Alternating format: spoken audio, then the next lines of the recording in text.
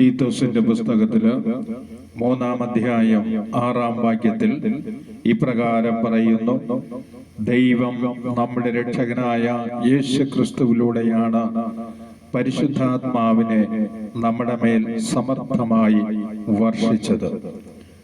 നമ്മുടെ വിശ്വാസ ജീവിതം ശക്തി പ്രാപിക്കണമെങ്കിൽ, നാം ദൈവത്തിന്റെ മകനായി മകളായി ഈ ഭൂമിയിൽ ജീവിക്കണമെങ്കിൽ, ജീവിതത്തിൽ വരുന്ന സഹനങ്ങളെ ഏറ്റുവാങ്ങി ക്ഷമയോടെ ദൈവസന്നിധിയിൽ സമർപ്പിച്ച് ദൈവത്തെ മഹത്വപ്പെടുത്തുവാൻ, ജോബിനെ പോലെ ദൈവത്തെ സ്തുതിക്കുവാൻ, ദൈവത്തെ ആരാധിച്ച് ദൈവമറിയാതെ എൻ്റെ ജീവിതത്തിൽ ഒന്നും സംഭവിക്കുകയില്ല എന്ന ഉറച്ച വിശ്വാസത്തോടെ ദൈവകരങ്ങളിൽ സമർപ്പിച്ച് പ്രാർത്ഥിക്കണമെങ്കിൽ, സഹനത്തെ അതിജീവിക്കുന്ന, സഹനത്തെ നിർവീര്യമാക്കുന്ന പരിശുദ്ധാത്മാവിന്റെ സാന്നിധ്യം നമുക്ക് ആവശ്യമാണ്.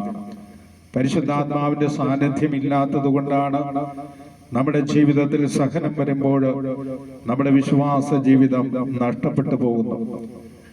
നിരാശയിലും ദുഃഖത്തിലും വേദനയിലും സങ്കടങ്ങളിലും നാം ഇറങ്ങിച്ചെല്ലുന്നു. അതുവഴി ലോകത്തിലേക്ക് ഇറങ്ങിച്ചെന്ന ലോകത്തിന്റെ മക്കളായി ജീവിക്കുന്ന സാഹചര്യങ്ങള് നമ്മുടെ ജീവിതത്തിലൊക്കെ അനുദിനം കടന്നു വരാറുണ്ട്. പ്രിയ സഹോദരങ്ങളെ, നമ്മുടെ വിശ്വാസ ജീവിതം ശക്തിപ്പെടുന്നത് പരിശുദ്ധാത്മാവിന്റെ സാന്നിധ്യത്തിലാണ്. ലൂക്കാ 24:49 രക്ഷകനായ ഈശോ ഇപ്രകാരം പറഞ്ഞു: എന്റെ പിതാവിന്റെ വാഗ്ദാനം ഞാൻ നിങ്ങളുടെ മേൽ അയക്കുന്നു.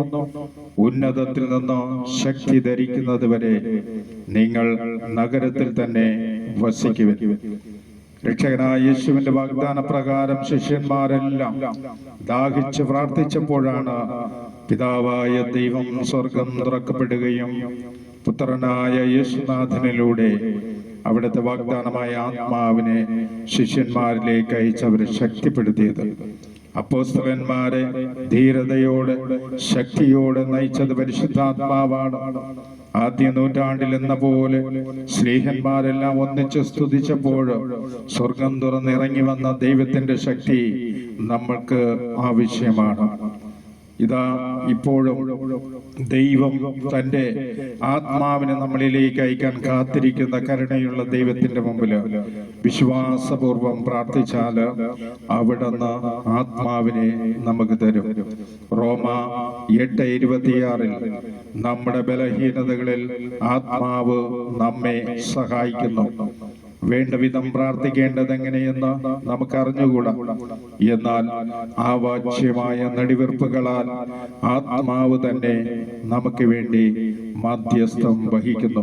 പരിശുദ്ധാത്മാവിന്റെ കൂടാതെ, പരിശുദ്ധാത്മാവിന്റെ സാന്നിധ്യമില്ലാതെ വിശ്വാസ ജീവിതത്തെ ശക്തിപ്പെടുത്തുവാൻ സാധ്യമല്ല.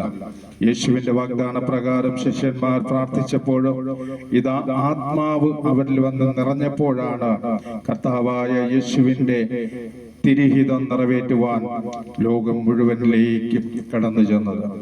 അപ്പോസ്തല പ്രവർത്തനം 1:8 പരിശുദ്ധാത്മാവ് നിങ്ങളുടെ മേൽ വന്നു കഴിയുമ്പോൾ നിങ്ങൾ പൂർവാധികം ശക്തി പ്രാപിക്കും. ജെറുസലേമിലും യൂദയ മുഴുവനിലും സമരിയായിലും ലോകത്തിന്റെ അതിർത്തികൾ വരെ നിങ്ങൾ എനിക്ക് സാക്ഷികളായിരിക്കും. ആത്മാവ് നിറഞ്ഞ വചനവുമേന്തി ലോകം മുഴുവനിലും കടന്നു ചെന്ന അപ്പോസ്തലന്മാരുടെ ജീവിതത്തിലേക്ക് വന്ന സഹനങ്ങളെ അവർ സന്തോഷത്തോടെ സ്വീകരിച്ചു. കാരണം റോമ 8:15 ഇപ്രകാരം പറയുന്നു: നിങ്ങളെ വീണ്ടും ഭയത്തിലേക്ക് നയിക്കുന്ന ഭീരുത്വത്തിന്റെ ആത്മാവിനെയല്ല, മറിച്ച് പുത്രസ്വീകാര്യ ആത്മാവിനെയാണ് നാം കൈക്കൊണ്ടിരിക്കുന്നത്. ഇതാ ജീവിത സഹനങ്ങളെ അതിജീവിക്കുന്ന ആത്മധൈര്യം തരുന്ന പരിശുദ്ധാത്മാവിന്റെ സാന്നിധ്യമാണ് നമുക്ക് വേണ്ടത്. ജീവിതത്തിൽ സഹനം വരുമ്പോൾ തളർന്നു പോകുന്ന, തളർത്തുന്ന ആത്മാവല്ല, പിന്നെയോ നമ്മെ ശക്തിപ്പെടുത്തി എല്ലാം സഹിച്ച ദൈവത്തിന്റെ പുത്രനാണ്, പുത്രിയാണെന്നുള്ള ബോധ്യത്തോടുകൂടി എല്ലാ സഹനങ്ങളെയും സഹിച്ചുവന്റെ മുമ്പില് സമർപ്പിച്ചുകൊണ്ട് പ്രാർത്ഥിക്കുവാൻ നമ്മെ ശക്തിപ്പെടുത്തുന്ന പരിശുദ്ധാത്മാവിന്റെ സാന്നിധ്യത്തോടെ നമ്മുടെ വിശ്വാസ ജീവിതം നയിക്കുമ്പോഴാണ് നാം യഥാർത്ഥ ദൈവമക്കളായി മാറുന്നത്.